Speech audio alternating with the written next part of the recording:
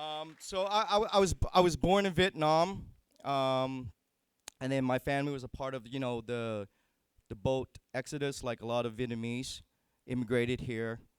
That fateful day, whatever you call it, April 30th, 1975.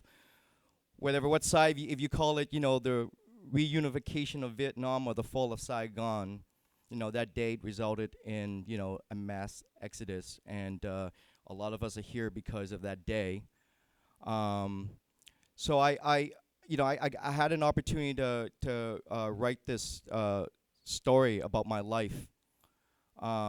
And I was really excited because growing up, I've never been exposed to theater. Theater to me was always, a privileged white thing. And when I got an opportunity to write the story, I wanted to write a story, though it's a personal story. I felt like it's a story of, many Vietnamese or many immigrants or a lot of displaced people in the world or anybody searching for identity, people having to deal with race and dealing with two cultures that are vying for your soul. And, I wanted to, finally tell our story that, beyond the stereotypes and that, Vietnam is more than just the Vietnam War. It's more than me love you long time. And it's not just bad, men in black pajamas with AK-47. And so I wrote the show, and it's a story based on my life using my own personal experience. But I also want to, pay homage to the older generations, all the sacrifices that, they went through to get, us into this country. But I also want to pay homage to the younger generation, us, being at home and trying to fight and battle between the two cultures and trying to assimilate and trying to be an Asian American. But I also want to make it fun, I wanted to include everybody, so I put a lot of stuff that influenced me as a kid when I was growing up: Shakespeare, R&B, hip hop, Vietnamese music. So here's an excerpt. I'm gonna do a little slam and a little excerpt from the show.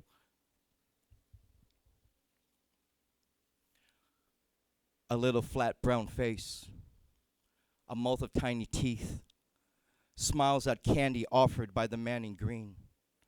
A tiny screaming hairdresser, a woman with few hands, far too many children, offers her son up high to the hovering green-bellied god. The hot, damp, never far from jungle smell climbs aboard with all the babies thrust into the arms of the men with the bayonets. Some scarred, all are scared. Nerves pulse to the foot of the bird with the whirling blades. Departure is overdue. Yet mobs of screaming women come and wearing dresses like silken cocoons. Their hungry, slitted eyes darting between the open sewers, open fires, open skies. Above, the huge green metal tadpole with spinning knives on its tail. They have no choice but to shove children who are peeing on themselves up into a machine that would take them to America. The kids don't understand what's going on, but they're beginning to catch on as mommies disappear and they scream ferociously. More mothers comes as other falls away. More mothers comes with fistfuls of flat brown faces. Babies who would never know their names or their birthdays once thrust into the arms of these strangers. A little flat brown face, a mouth of tiny teeth, cries at candy offered by the man in green. As the big belly bird lifts and transforms the ground into a quilt of field of rice and trees and blood and death.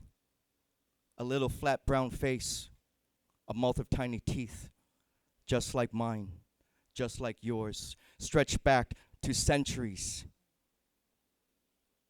all searching for liberty. Mass exodus. Who can save me? I go to America. I go to America. I go to American refugee via Saigon. Am I wrong? My skin's yellow, my eyes long. This is March 8, 1965 on. Watching them invade us. Saviors betray us. Political snakes, we kiss face with the python. The same place we lived was the same ground we died on. Saigon, Ho Chi Minh, they call this Operation Frequent Win. Peace with honor, how can I believe this shit? The system's broadcasting white Christmas, but it's hard to see who receives the gifts. Is it fair? A sweet taste of death in the air. Trigger happy bullets, ricochet the village children here. Military killers and skill-prepared guerrillas here. And the promised lands, I swear on the pinky, swear on the hands of time.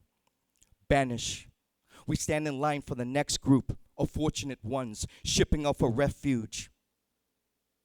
If we get through, Mama, I'll protect you. Uncle Ho, Uncle Sam, why don't I feel like a nephew? News channels are trying to give us exposure. No list to enlist, but I still live like a soldier. But once I got a little bit older, I noticed the closest to the opposite of war only fits in a holster. So tell me, who is dying for me? When there's two sides of the story, both lying to me. The torture, the rape, the conniving pirates at sea, no movie.